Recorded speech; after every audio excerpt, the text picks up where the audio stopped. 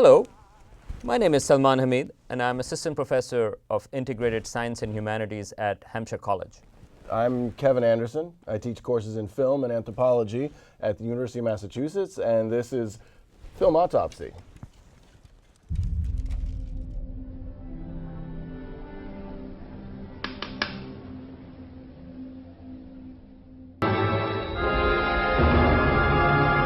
I was 18 when I got married. But it was not love. Your husband is a saint, and we must all cherish him for Russia's sake. Romantic love will be the last illusion of the old order. Have you known Count Vronsky long? He's a rich, good-looking cavalry officer. It would be a sin to help you destroy yourself. Sensual desire indulged for its own sake is the misuse of something sacred. A woman without honor. And this is what you want. Do you know what you want?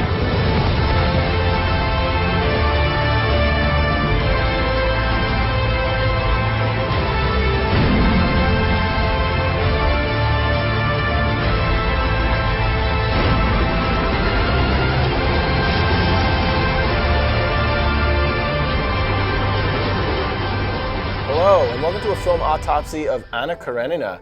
It's a new film directed by Joe Wright, who had previously done Pride and Prejudice and Atonement, based, of course, on the Leo Tolstoy novel. A screenplay this time by Tom Stoppard. Stars Keira Knightley, Jude Law, Aaron Taylor-Johnson, Kelly MacDonald, and Emily Watson. It is a very bold interpretation of the novel, and I think it equally balances that kind of classical cinema with a rather innovative avant-garde approach. Stoppard and Joe Wright decided to set the film as if it was taking place on a stage. And so, not that the whole film takes place on a stage, but there's often scenes where people are on a stage and they go through a door and all of a sudden they're in a street in Moscow or St. Petersburg. So there's multiple layers, and I think it adds to this sense of that everyone is being watched, and there's multiple perspectives and the sense of voyeurism. It's beautifully shot, the costuming, the cinematography, the production design. Nominations, please.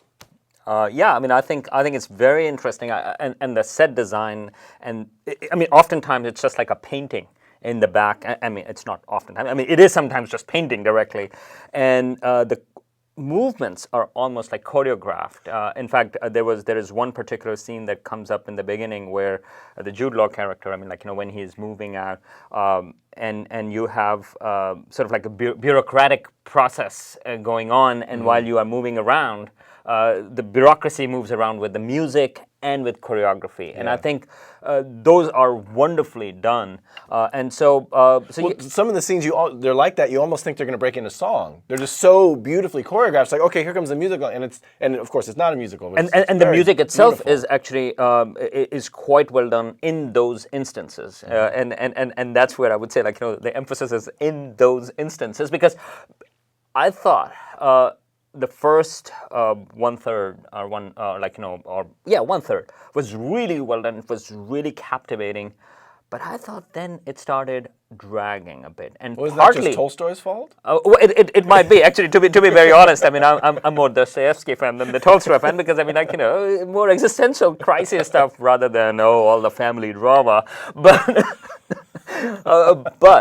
no, I think the director also forgot why some of these aspects, like the stage theatrical stuff, which was done wonderfully in the beginning and it really captures you, I think he forgot to do that in the second half of the film, and that's when it starts to drag a bit, and then towards the end it comes back again with the open shots of farming and other aspects to that, and again that is also seems choreographed and it's beautifully done.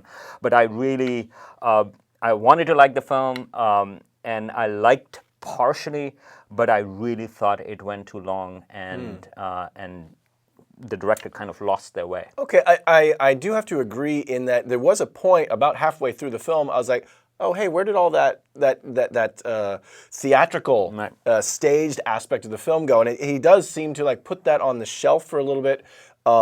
I don't know particularly why, if it was a certain point in the story where he felt he needed to concentrate more on the personal drama and the struggles and whatnot. But to me, it didn't detract the fact that it wasn't consistent throughout the whole film. I was blown away. I thought it was fantastic. It also, to me, just shows that you can make a film in 2D that is way more captivating than most of the stuff I've seen in 3D. I mean, 3D cinematography is, for the most part, I think is a crutch for filmmakers who don't really know how to tell a visual story. And Joe Wright is an excellent visual storyteller. And 1D ones are even better. I mean, they Yes. keep on reducing the Ds in there. And again, I mean, it's.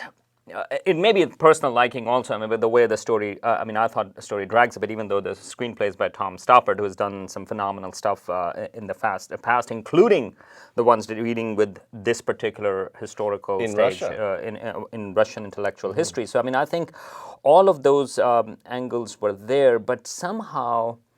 It just dragged. I think if it was a little bit shorter, or I would say a more captivating Anna. I mean, Okay, I so think let's talk Keira about Knightley, I mean, I'm not 100% sure she was the best person to be cast in there. And nor I would say, and I know that you might disagree on that, nor I would say Jude Law. I mean, I thought actually both were a little bit drab performances. Ooh, boy. But certainly Keira Knightley. I thought Keira Knightley was excellent in this film.